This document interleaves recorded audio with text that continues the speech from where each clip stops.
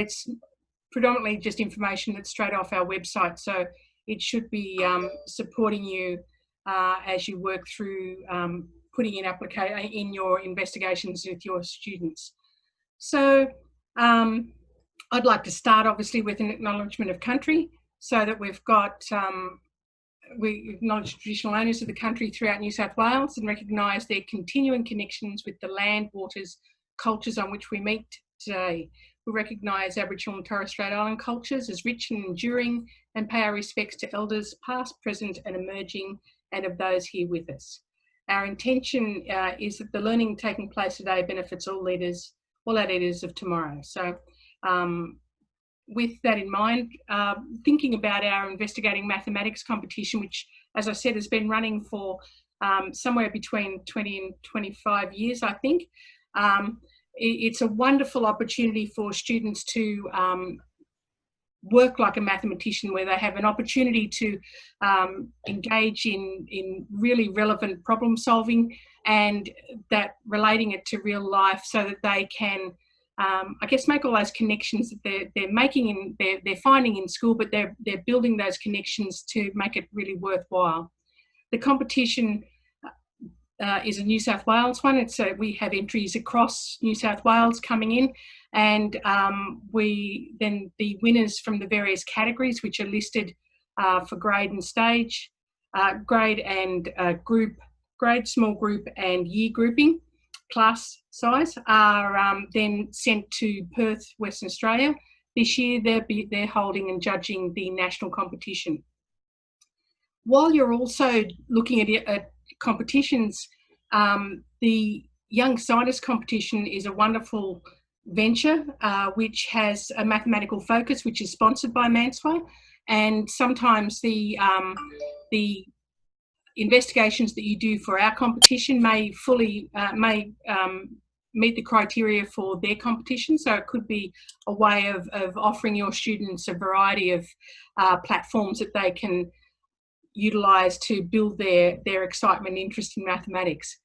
As I said, the competition works, it takes student entries from kindergarten through to year 12, and the year levels, it's a matter of just putting it on the fillable PDF that we've got on the entry form, whether you're entering as an individual, a small group, which is a maximum of 5 people, or as a class for the activity.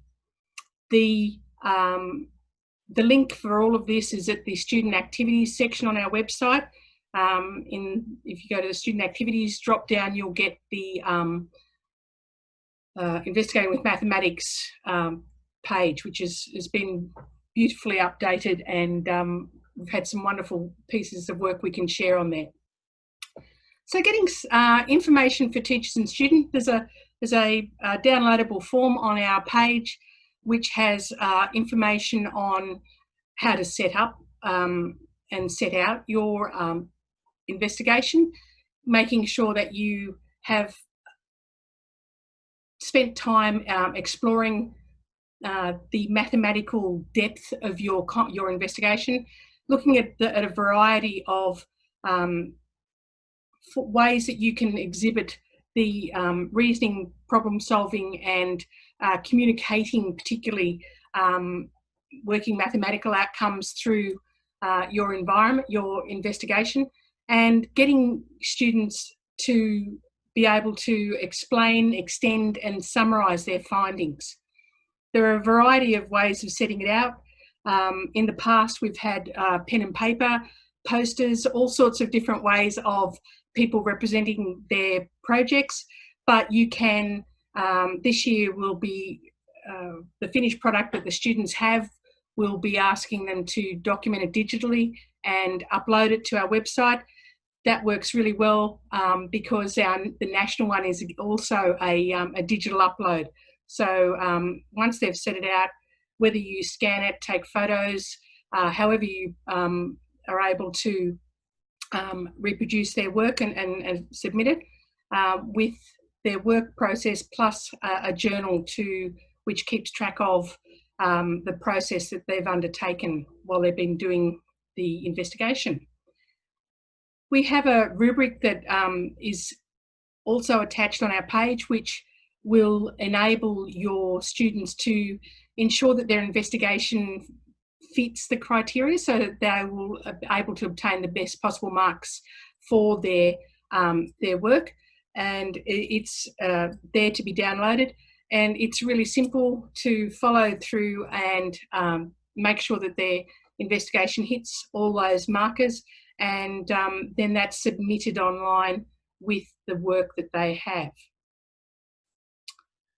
So once they, I'll just go back, sorry. With the rubric, we've been able to see that the process is basically that they have an abstract, they look at the mathematical aims of the investigation, pull out some observations and results, build a discussion, make a conclusion, have references and have evidence of their work.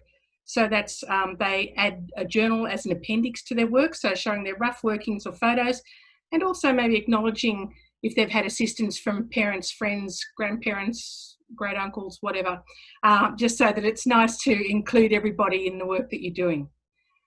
Also on our website, we've put up a range of some past investigation titles in case people get stuck or want to use it as a stimulus to build discussion, to start finding a topic to brainstorm with your students. It's really quite nice to have the kids' individual ideas so they can step off from there. I'm just going to hand over to Gabriel. Can I get you to unmute? Gabriel's kindly shared a few samples that she's working on at present with her Year 6 and kindergarten students. And I just thought you might like to speak to it, Gabriel. Thanks. Sure. So these are two frogs. We told the children because the Olympics was cancelled. It was pretty disappointing, but fortunately the Frog Olympics is still on.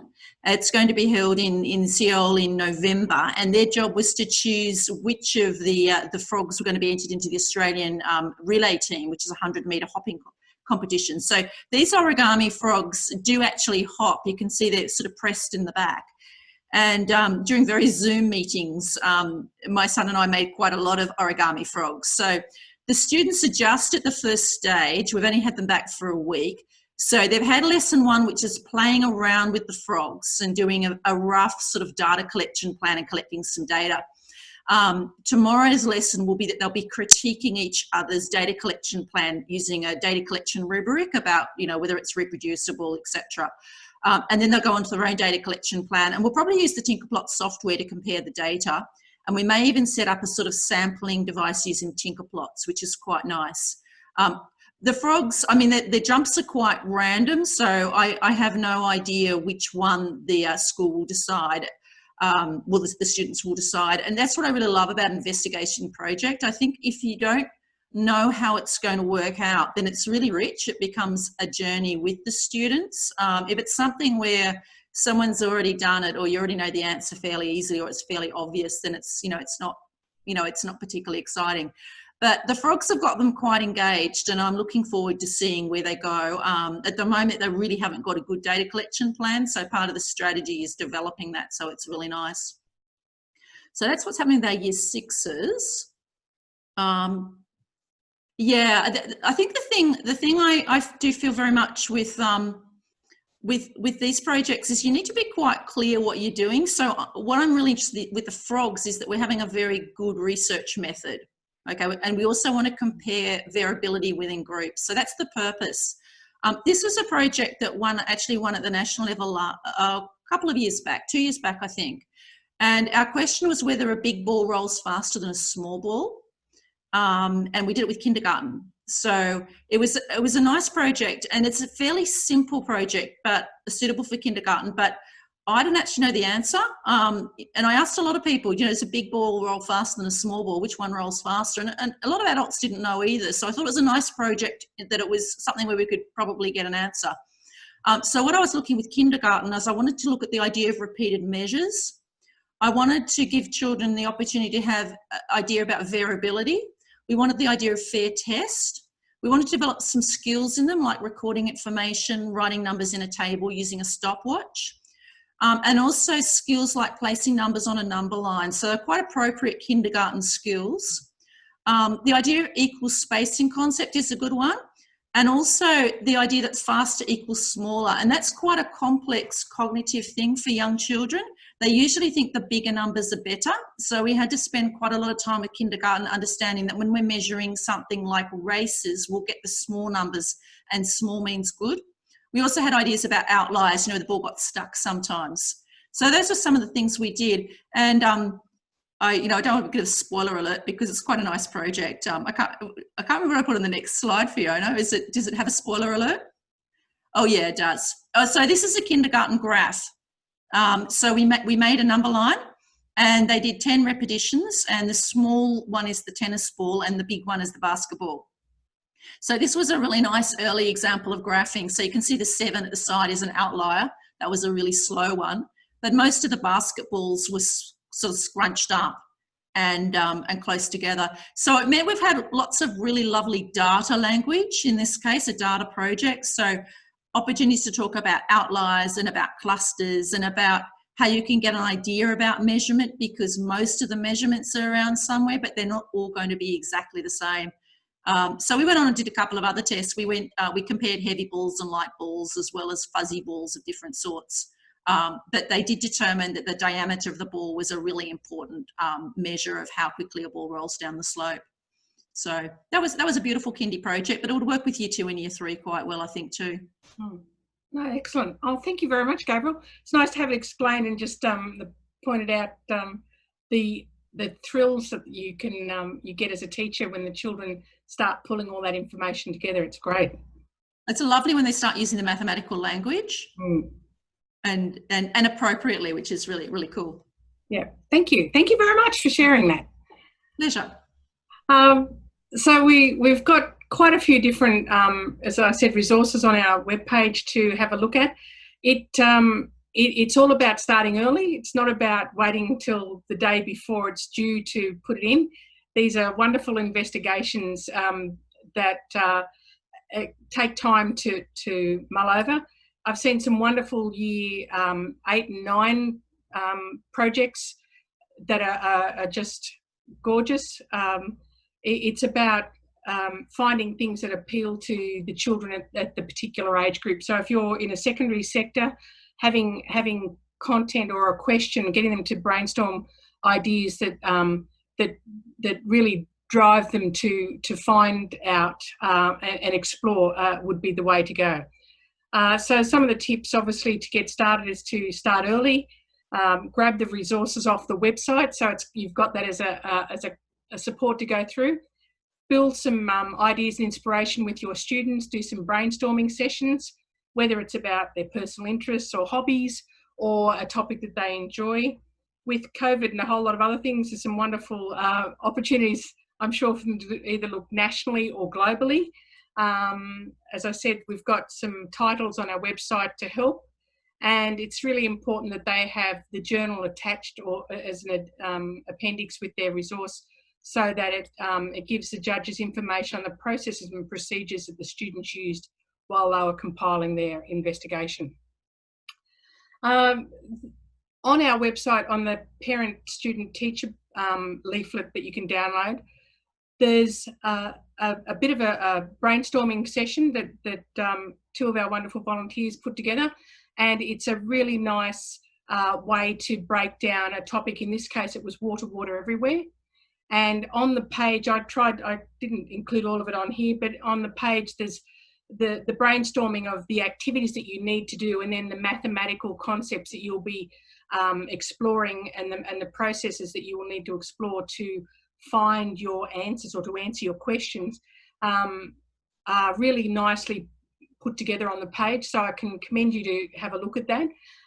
But in this case, the brainstorming came up with quite an array of activities to really bring that build those connections through those mathematical ideas the students are working with. So obviously you start off with your topic and your brainstorm, mud maps, boards, whiteboards, whatever. Once they've got their topic, the questions, then they need to really look at what are all the mathematical ways in which they can answer those questions, and see how many they can get, and share and pair and share. Find find other people to come in and brainstorm with them to see if you can find more and more different ways to add and to build the body of research that they'll be investigating. So that's a wonderful sheet that's on our website, the student, parent, teacher one, and that will allow you to, as a stepping stone to help support and scaffold your discussions with your class to help prepare your investigations. The key informations and dates are set up on our website. So we have registrations are opening now, or they've been open for a while actually, but COVID got in the way.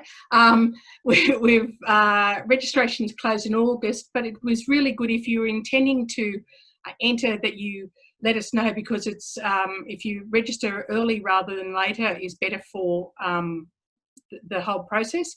Once the entries do close in August, the participants will have a week to upload rather than try to crash any system or emails. We thought we'd give it a week, and then by the same token we'll have a week to mark those as well with volunteers. Anyone that would like to join the volunteer group to mark, it's a wonderful professional learning opportunity to look at what students come up with and how they are able to represent their investigations. Once we've judged them in Sydney, we'll have an award ceremony in Sydney.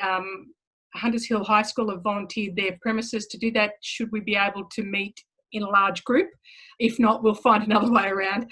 The national judging will take place in Perth from September, and then they will have an award ceremony following on from that. Why enter? I think I sort of did a bit of brainstorm all the different reasons why you need to enter. Because it promotes interest. It facilitates an integration of all the learning outcomes that we do, and we're trying madly to find ways to build interest in mathematics. I think it's a wonderful way to do that. It allows students to develop research and communication skills. It encourages them to verify and justify their investigation. It equips them with so many strategies. As you heard when Gabriel was talking, if you've got kindergarten kids coming up with that sort of language, when they're moving through it, it'll help make those far more connections and make maths a richer subject for them. It gives that opportunity to discover, which I think is wonderful with students. They can have their aha moments. They can either work independently or they can collaborate with a small group or a class. It allows students to achieve a measure of success that they may not have encountered before in competitions. It's really nice. And it's a mixed ability. It allows for all learning styles, preferences, and is a very inclusive competition. So I hope you think about getting your kids into the mix. As I said, all the information is on the student activities page, and it's when we do upload, or if you have any questions, the same email address is the one where you will upload your finished investigations, and that's the admin@mansoir.nsw.edu.au. So it's all very open and transparent, and very exciting when you see some of the results that come through. It really does thrill. I know as a teacher I was going, oh, I wish I'm not on class, but I really wished I was, to be able to do that with kids. It's wonderful that we can see kindergarten through to year 10. We don't get many year 12 as a result, because of their studying, but the opportunity is there for them. And there's a wonderful array of activities and investigations that they can undertake, so that fit in with their various syllabus and topic areas. That's all from me at this stage. This will be emailed out to you with all this information on. Zen has got the package already to email out to you, and I'll pop it on our website. But are there any questions that you might have that you would like, if you feel like unmiking and joining, asking a question? I'll either try, or we've got Bernice Beachley, who's been running the competition for a long time, Gabriel, who's entered for quite a long time, and Karen Harding, who's quite happy to help with ideas too. So if you'd like have a question, please unmute and we can share the love.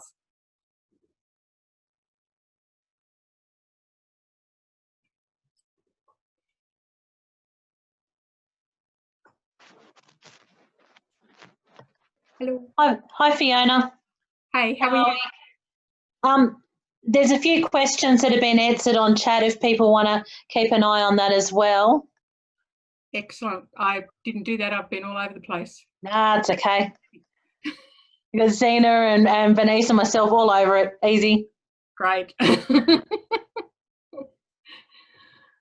So has anyone got any other questions? If not, we'll quite happily send an email to the admin and it'll get sorted.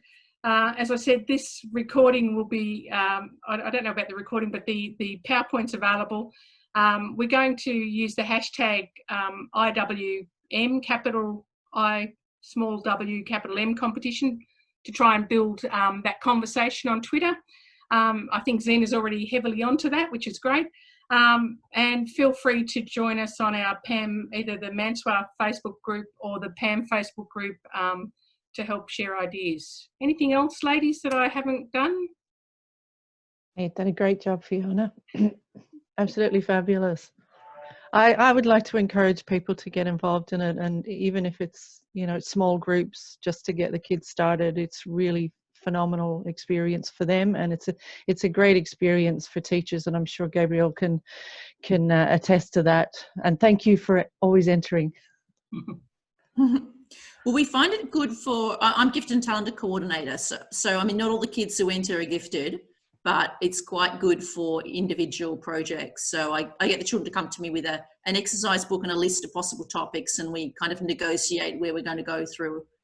It's we've got an awful lot of interested children this year because of the lockdown, so they've been working at home. That's what we were hoping for. More than I can manage, to be honest. I'll be glad when the last one gets submitted.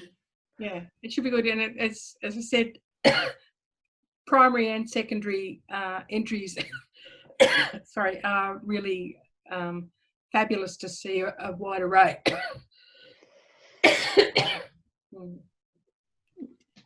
It's not COVID, it's okay.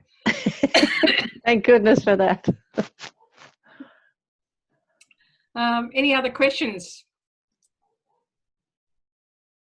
Fiona, do you want to just read Daniela's chat? She's got here, have you got any examples of how this could be integrated into the teaching program, 7 to 10?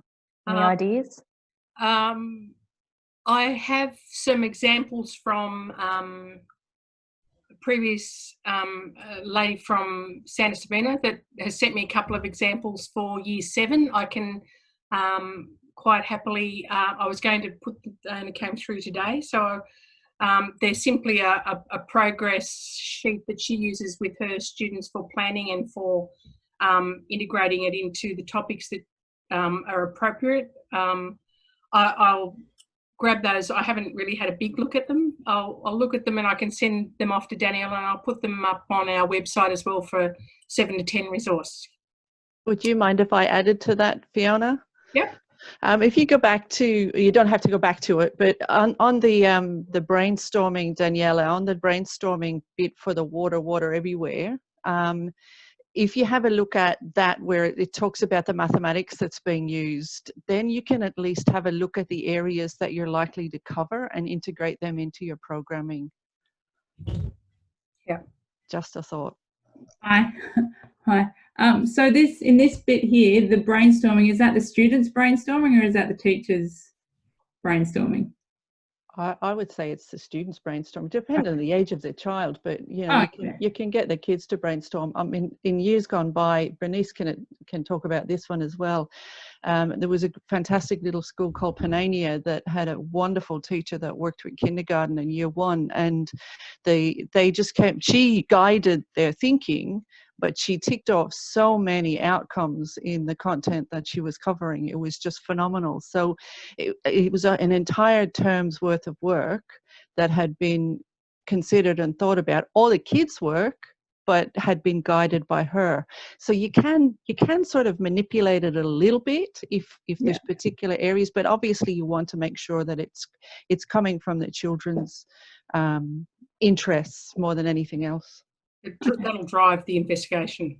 Yes. Yeah. Cool. Thank you. Not a problem. Anything else?